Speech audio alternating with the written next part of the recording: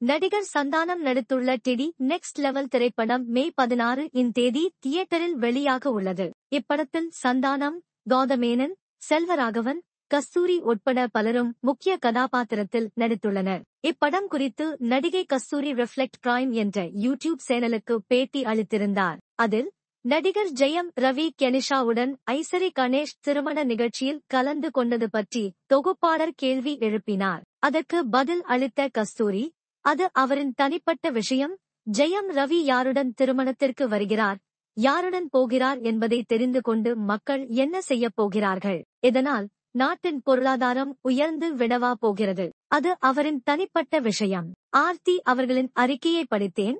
ஒரு பெண்ணாக, ஒரு மனைவியாக தன்னுடைய குடும்பத்தை பற்றி பொதுவெளியில் பலர் விமர்சிப்பதை யாரும் விரும்ப மாட்டார்கள். ஆனால் ஆர்த்தி இப்படி ஒரு அறிக்கையை வெளியிட்டு இருக்கிறார் என்றால் நிச்சயமாக அவர் பேசுவதற்கு தயாராக இருக்கிறார் என்று அர்த்தம்.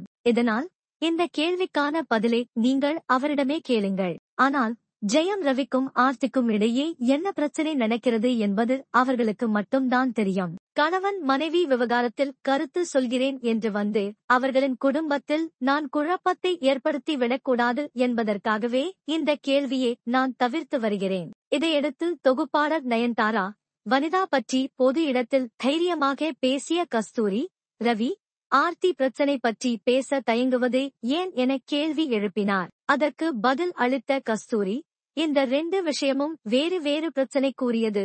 நயன்தாரா திருமணம் செய்து கொண்ட போது முதலில் நான் அவருக்கு வாழ்த்து தெரிவித்தேன். ஆனால் அவர் வாடகைத்தாய் மூலம் குழந்தை பெற்றுக் கொண்டபோது அதில் எனக்கு இருந்த சட்ட சந்தேகத்தை நான் எழுப்பினேன். ஏனென்றால் இந்தியாவில் வாடகைத்தாய் மூலம் குழந்தை பெற்றுக் கொள்வதற்கு என்று தனியாக வழிமுறைகள் இருக்கிறது.